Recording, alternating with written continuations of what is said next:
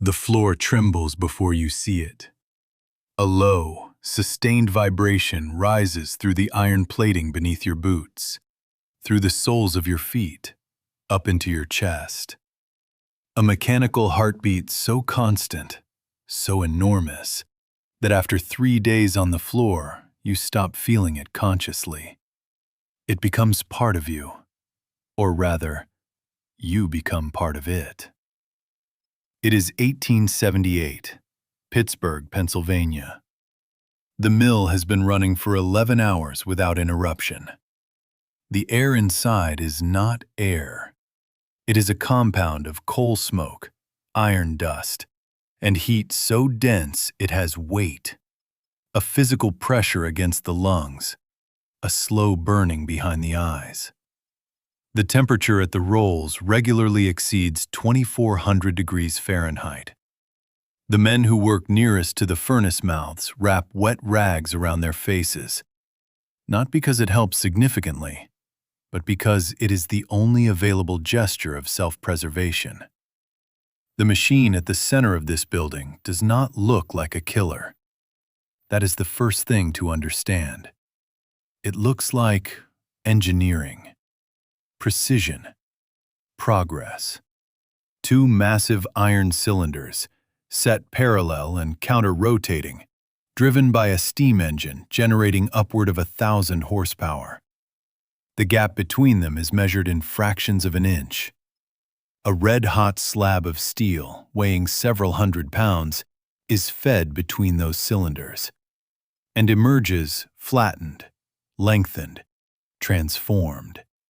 A rail, a plate, a beam that will eventually hold up a bridge, a city block, a railroad crossing a continent.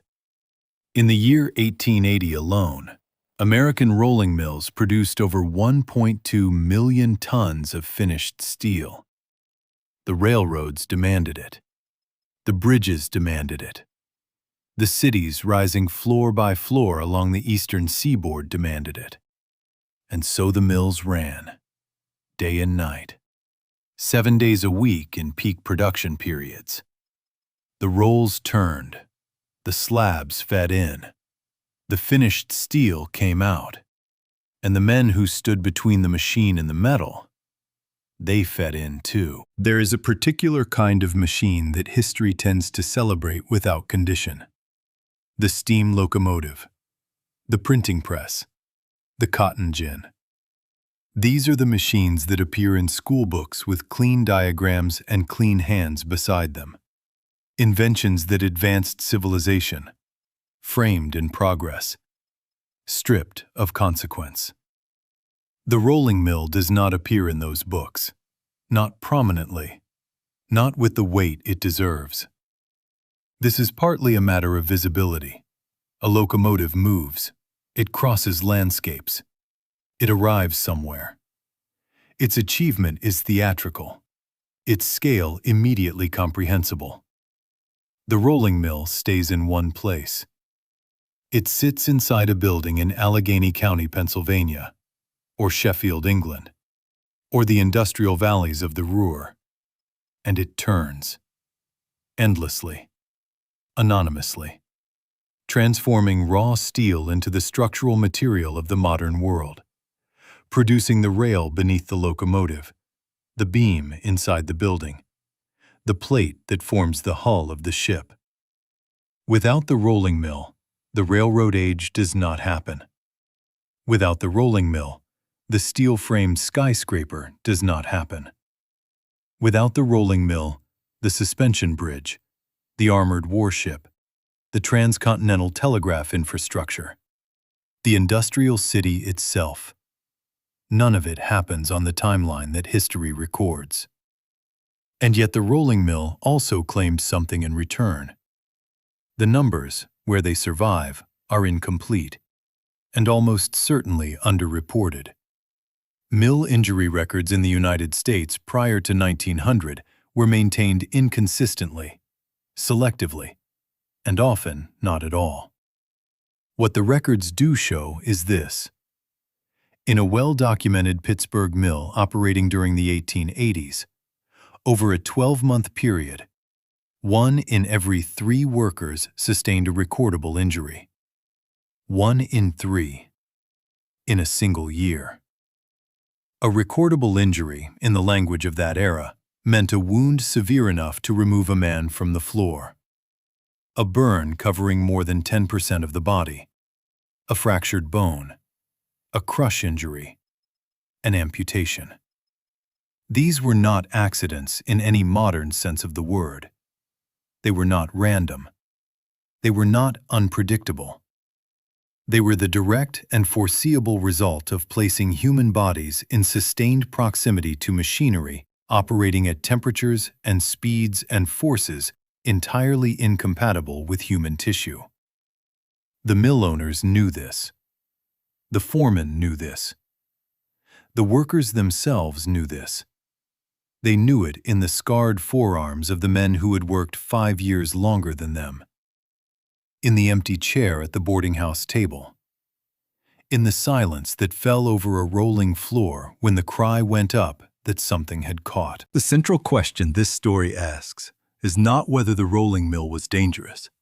That is not a question. The central question is this.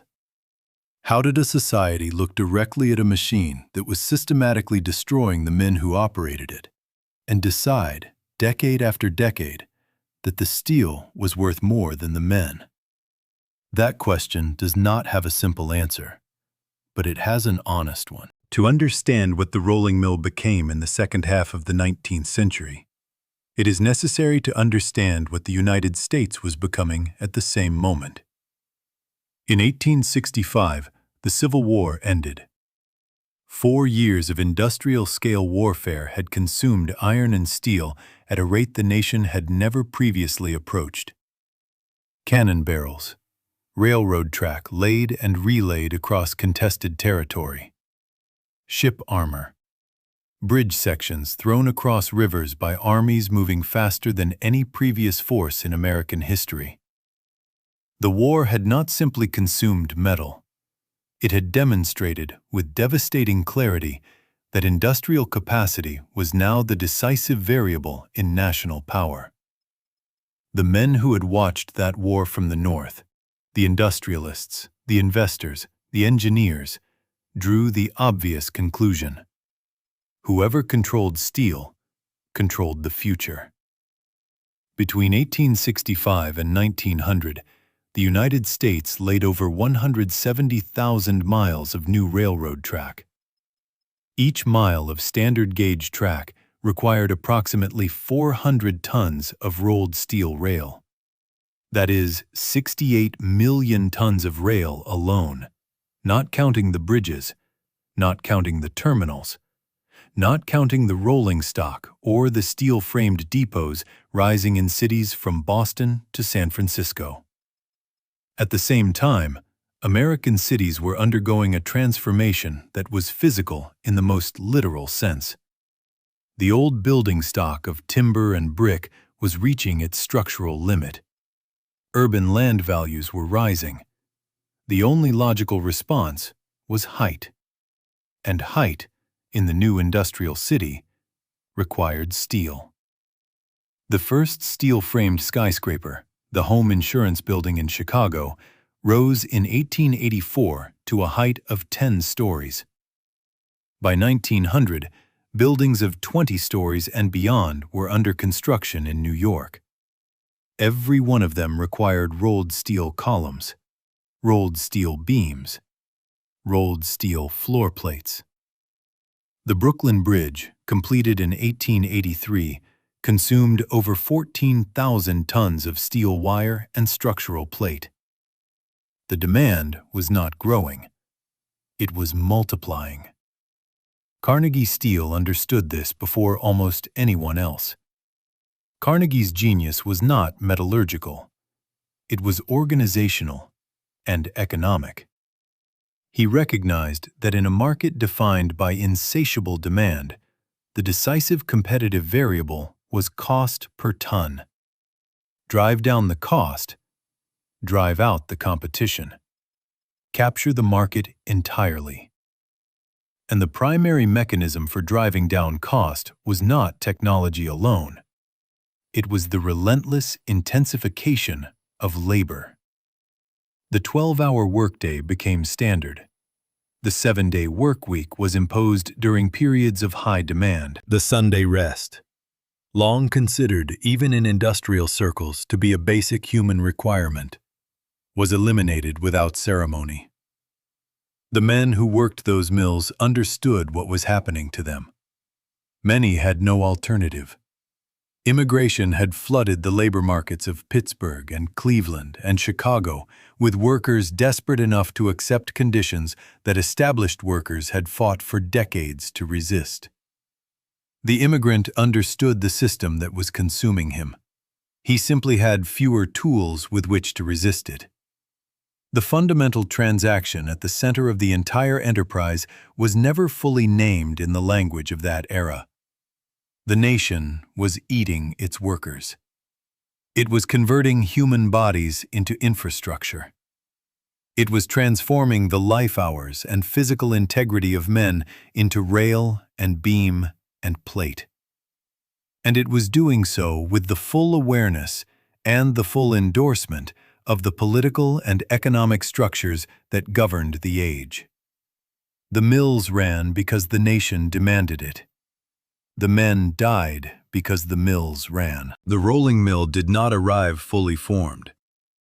Its history stretches back further than the steam age, further even than the Industrial Revolution in any recognizable form. Back to the workshops of 16th century Europe, where metal workers first discovered that two counter-rotating cylinders could compress and shape soft metals more efficiently than any hammer. The earliest documented rolling mills appeared in the mid-1500s, processing tin and lead, metals soft enough to be shaped at or near room temperature. The principle was straightforward. A bar of metal fed between two cylinders of equal diameter, rotating in opposite directions, would be squeezed thinner and elongated by the pressure of the gap. Adjust the gap, change the profile of the cylinders, and you could produce sheet metal, rod, wire, almost any flat or profiled form the market required. For iron, the challenge was heat. Iron is not lead. At room temperature, it will not yield to rollers. It must be heated to a state approaching plasticity, a dull orange at minimum, a brilliant yellow-white for the most demanding passes, before the rolls can work it. This requirement for sustained high heat defined the dangerous character of the rolling mill from its earliest industrial application. The critical advance came in 1783, when an English ironmaster named Henry Cort patented what he called the grooved roller process. Cort's innovation was to cut longitudinal grooves into the surfaces of the rolls, allowing the hot iron to flow into specific cross-sectional profiles as it passed through. His system could produce iron bar stock at a rate approximately 15 times faster than the forge hammer it replaced. The British iron industry adopted it rapidly. The Royal Navy, consuming iron bar in enormous quantities for anchors, chains, and fittings, became an immediate and enthusiastic customer. Cort's mill was powered by water. The steam-powered rolling mill, the mill that would define the industrial age, required one further development. That development arrived in the opening decades of the 19th century, as James Watt's rotary steam engine was adapted to drive the heavy rolling machinery of the iron trade. The effect was transformative. Water-powered mills were constrained by geography. Steam-powered mills needed coal and a flat site. They could be built anywhere that rail or canal could deliver raw material and remove finished product. They could be scaled to any size the investment capital would support. By the 1820s, steam-powered rolling mills were operating throughout the British Midlands. By the 1840s, they had established themselves in the industrial regions of Pennsylvania and Ohio. By the 1860s, the technology had combined with the new Bessemer steel process to produce a machine of unprecedented power and productivity, and unprecedented danger. The Bessemer converter could produce a heat of liquid steel, 30 to 40 tons, in less than 20 minutes. Previous iron-making methods had required hours. This acceleration of production had a direct consequence for the rolling mill. It was now expected to process steel at a rate that matched the converter's output. The mill that had once received a carefully prepared charge of iron and rolled it at a measured pace now received a torrent of Bessemer steel, heat after heat, with minimal interruption between passes. The machinery was enlarged to match. The rolls grew in diameter from 18 inches to 24 inches to 30 inches and beyond. The steam engines driving them grew from a few hundred horsepower to upward of 2,000. Line speeds increased. Temperatures increased. The weight of material increased. Everything about the rolling mill grew larger, faster, and more powerful in the decades following the Civil War. Everything, except the gap between the rolls. That stayed exactly the same. A few fractions of an inch, just wide enough to pass the steel through, just narrow enough to catch a man. To understand how the rolling mill killed, it is first necessary to understand how it worked. A steel rolling mill in the 1880s was not a single machine. It was a system, a precisely sequenced chain of mechanical operations, each dependent on the one before it, each demanding the sustained physical engagement of human workers at temperatures and noise levels that exceeded any rational definition of safe working conditions. The process began at the reheating furnace. A slab of Bessemer steel, typically weighing between 200 and 600 pounds, was loaded into a furnace burning coke or coal at temperatures sufficient to bring the metal to rolling heat. A minimum of 2,000 degrees Fahrenheit. Ideal rolling temperature, closer to 2,300. At this temperature, the steel glows a brilliant yellow white. It is not merely hot, it is luminous. It radiates heat with sufficient intensity to cause burns at a distance of several feet without direct contact.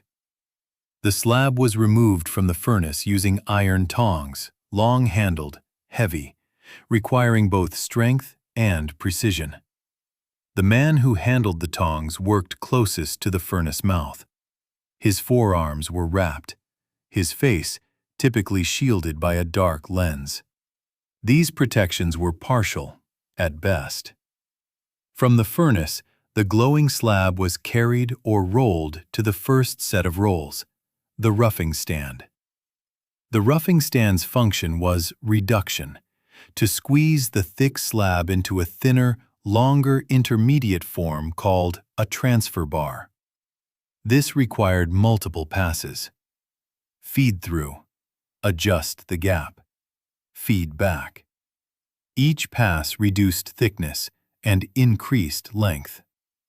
The rolls themselves were cast iron, or chilled cast iron in more advanced mills. Each roll weighed between 2 and 5 tons. They were set in a rigid frame and driven through coupling spindles, gears, and shafts by a steam engine adjacent to the rolling floor. And here the danger multiplied. The power transmission involved components rotating at high speed with no guarding. Unshielded shafts, open gear trains, exposed couplings, all within reach of the men who had to work beside them. After the roughing stand came intermediate stands, and finally the finishing stand, where the transfer bar was rolled to its final dimensions.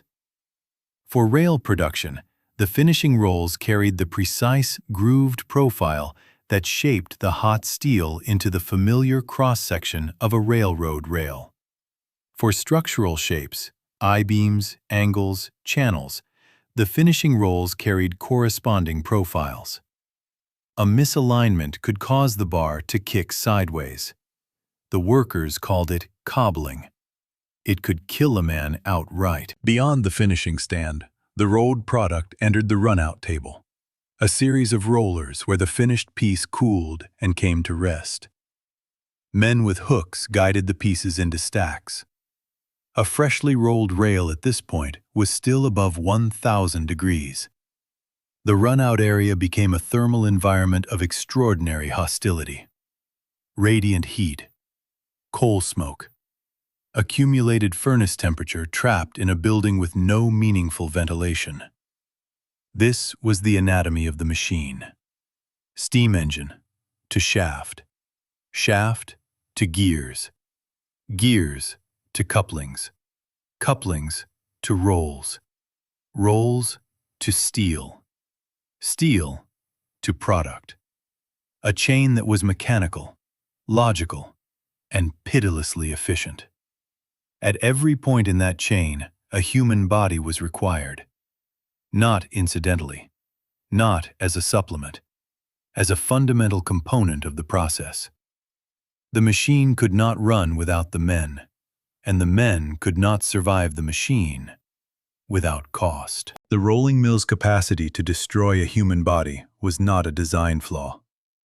It was an inherent property of its operating principles, present in every mill that ever ran, acknowledged by every engineer who ever designed one, and deliberately left unaddressed by the industry for the better part of a century. The fundamental danger was what engineers called the nip point. Two cylinders rotating toward each other, with a gap smaller than the object being fed through. At the point of entry, that geometry creates a zone of irresistible force. Whatever enters is drawn inward, compressed. The rolls do not distinguish between steel and flesh. Both are material. The machine processes what it is given. A hand entering the nip point at operational speed has a contact-to-crush interval measured in fractions of a second. No time for reflex. No time for intervention. Instant. Irreversible. The conditions that drove hands, arms, and sometimes entire upper bodies into that gap were numerous and well understood. Tongs slipped. The iron tongs used to guide bar stock were heavy, heat-stressed, and operated by men in their 8th or 9th hour of a 12-hour shift. In working positions where temperatures exceeded 130 degrees Fahrenheit. Grip strength degrades under heat stress. Concentration degrades under fatigue. The 101st pass is where mistakes are born. Material kicked back. When steel entered misaligned, the machine did not stop. The rolls continued. The steel was ejected backward at high velocity. The workers called it a cobble, or a runaway. It could knock a man off his feet, into adjacent machinery, or forward into the rolls. Clothing caught. Heavy cotton and wool garments snagged readily on rotating components. Shaft lines ran the length of the building. Coupling spindles turned behind roll housings. A sleeve catching at speed produced injuries described in medical reports with clinical brevity. Degloving, avulsion, and heat confused. A man on his 11th hour, breathing air thick with particulate matter, inside a mill roaring at 90 to 110 decibels, does not make decisions with a clear mind. He knows it. The men around him know it. The foreman driving the pace knows it. Production does not stop for degraded judgment. Production does not slow for heat exhaustion. The quota is the quota. In the industry press of the 1880s and 1890s, rolling mill accidents were described with remarkable consistency using a single phrase: The accident was attributed to the carelessness of the worker, not to the absence of guarding, not to the 12-hour shift, not to the absence of mechanical safeguards that were, even in that era, technically possible. Carelessness of the worker. Repeated so often, it ceased to be an explanation. It became policy. The shift begins before dawn. A man working a rolling mill in Pittsburgh in 1885 wakes in a boarding house room he shares with 2 or 3 other mill workers. Immigrants, most of them. From Hungary, from Slovakia, from southern Italy. Men who arrived in this country with the expectation of finding work in the mills, and found it without difficulty. Because the mills needed bodies continuously, and the bodies needed wages desperately. He has slept perhaps 5 hours. The previous shift ended at midnight. This one starts at 6 in the morning. He eats bread if the boarding house provides it, or nothing. He walks to the mill in the dark. The mill is visible before it is reachable. The furnace light bleeds through roof vents and high windows in a permanent orange glow that Pittsburgh residents called the night sun. The city in this era runs on mill light. The air at street level tastes of iron and coal tar. Inside the mill, the first order of business is the furnace. The reheating furnaces have been banking through the night on reduced fuel.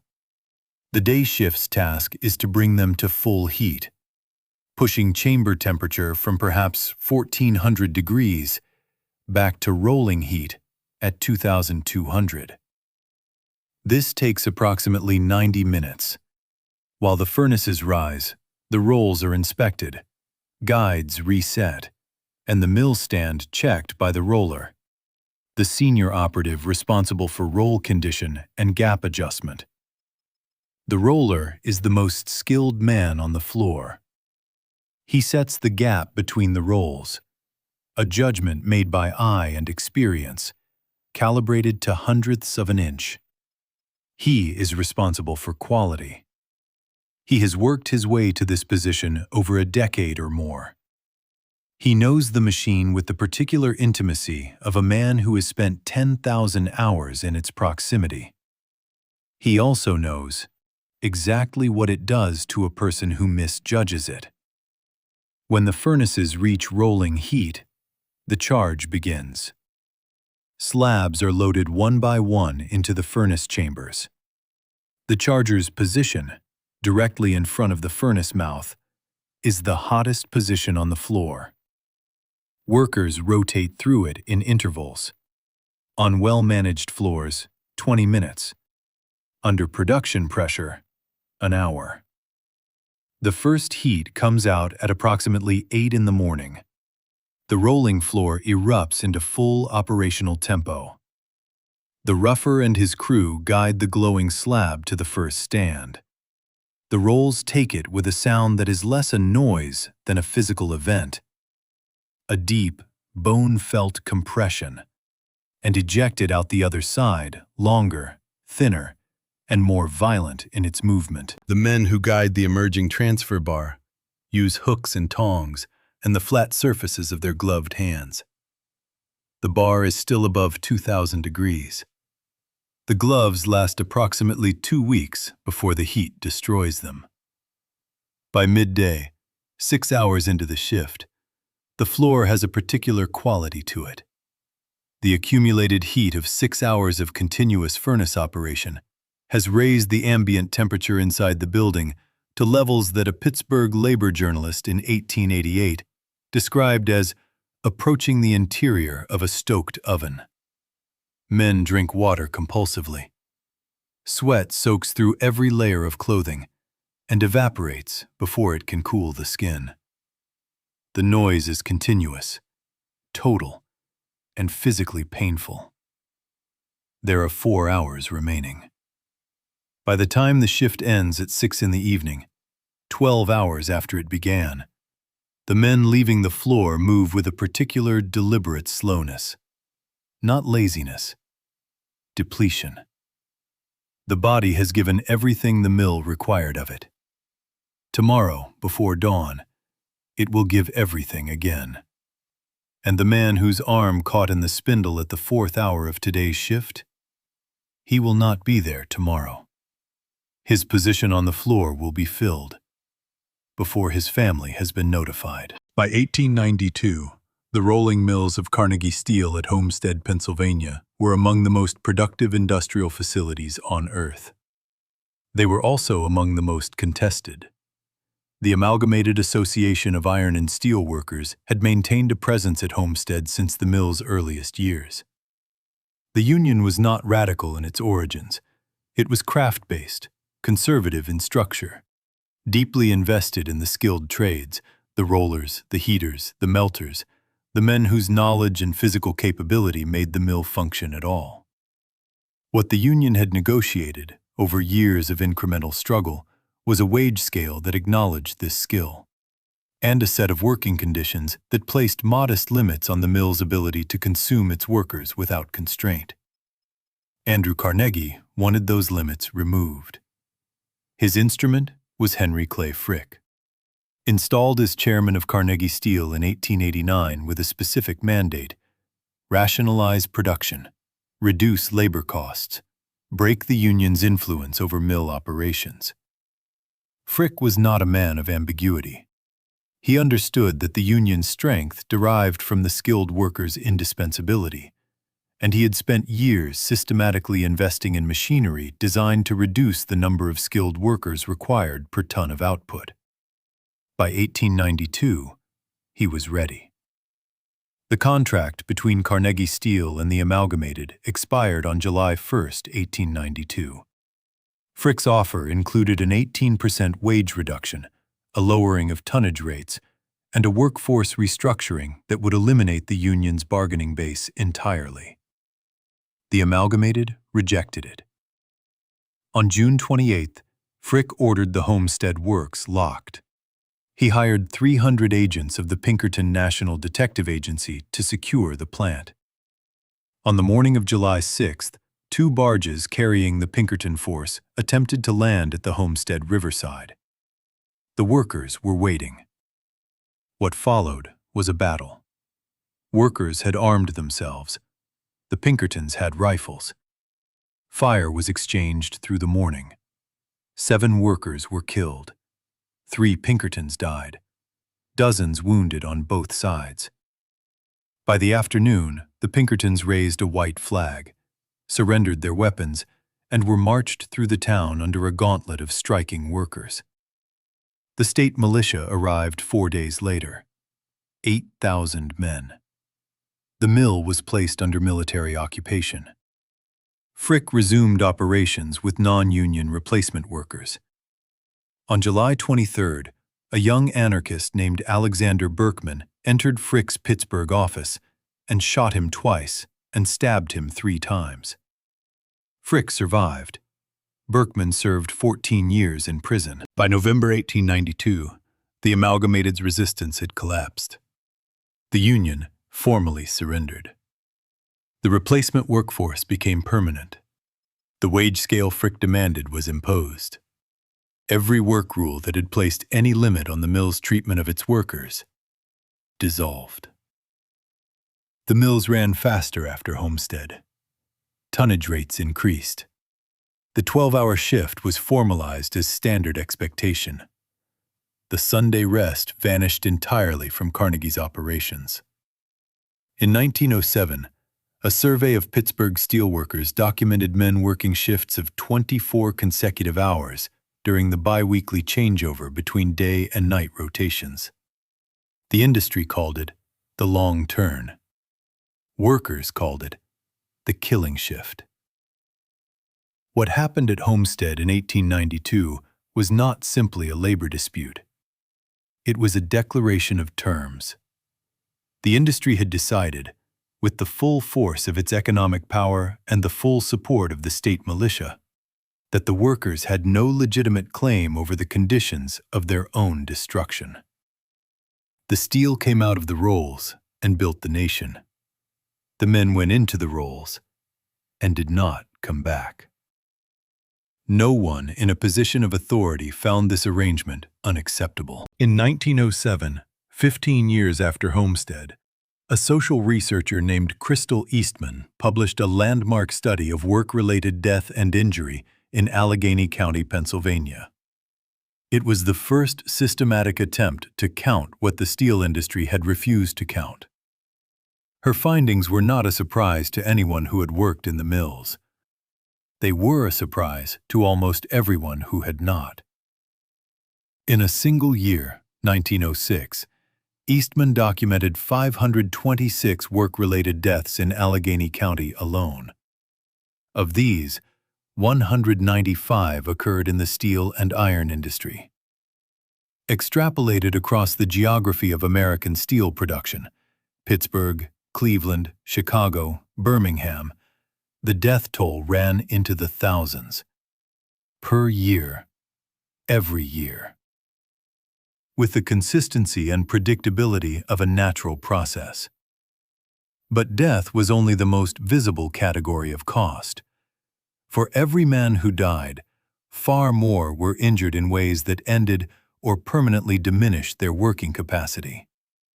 Amputations, crush injuries leaving hands or arms non-functional, burns covering significant portions of the body, progressive hearing loss, until a man in his 40s became functionally deaf, respiratory disease from coal dust and iron particulate, not classified as occupational illness because classification would have created liability the industry refused to accept. These injuries did not appear in the industry's own records. This was not accidental. Before the early 20th century, no federal law required steel mills to report injuries or fatalities. State requirements, where they existed, were inconsistently enforced, routinely circumvented. The corporation's interest in maintaining production records was acute. Its interest in maintaining injury records was precisely the reverse. The absence of records became industrial policy. The cost extended beyond the worker. A man killed or disabled left behind a wife, children, and no support mechanism beyond neighbors and ad hoc collections. There was no workers' compensation in the United States until 1911. Before that, the only legal recourse was a civil lawsuit. A lawsuit required funds the worker did not have, against a corporation that employed full-time attorneys, and in most cases produced no award. The corporation was not required to pay for what it broke. This was the systemic architecture beneath individual disasters. The nip point injury was not isolated. It was the terminus of a chain running through labor markets, legal systems, political structures, and the values of the age. A chain constructed to transfer the costs of industrial production from corporate balance sheets to human bodies. The steel was worth something. The men were worth the replacement cost. There is a bridge in Pittsburgh, still in active use today, that was built with rolled steel produced at a Carnegie mill during the 1880s. Its structural members, I-beams and gusset plates, have been in continuous service for over 130 years. Engineers have inspected them, measured them, assessed their fatigue and corrosion levels. The steel is sound. The men who made it have been gone for a century. This is not a sentimental observation. It is a structural one, about what industrial civilization chooses to preserve and what it allows to disappear. The products of the rolling mill were engineered to last, specified to tolerances, tested for strength, built into structures designed with factors of safety and maintenance schedules. The men who made those products had none of these protections. They were not specified. They were not maintained. When they failed, they were replaced. The rolling mill did not disappear with the men who first operated it. It evolved. The open-floor manual mill of the 1880s gave way to mechanized handling systems in the early 20th century. Continuous rolling mills replaced the reversing mills of the Carnegie era. Hydraulic roll gap control eliminated the roller's manual gap adjustment. Computer-controlled finishing stands replaced the trained eye of the senior operative. The machines became progressively less dependent on the human body positioned at their nip points. This evolution was not primarily motivated by concern for worker safety. It was motivated by the same force that had always driven the mill's development: the relentless pressure to reduce cost per ton and increase output per hour. It happened that removing the worker from direct contact with the machine also reduced the incidence of injury. That was a consequence, not a purpose. The industry that fought every early safety regulation, that described every accident as worker carelessness, that deployed the state militia against men who asked for a Sunday rest, did not undergo a moral transformation. It underwent an economic one. The machine became capable enough to displace the worker. The worker was displaced.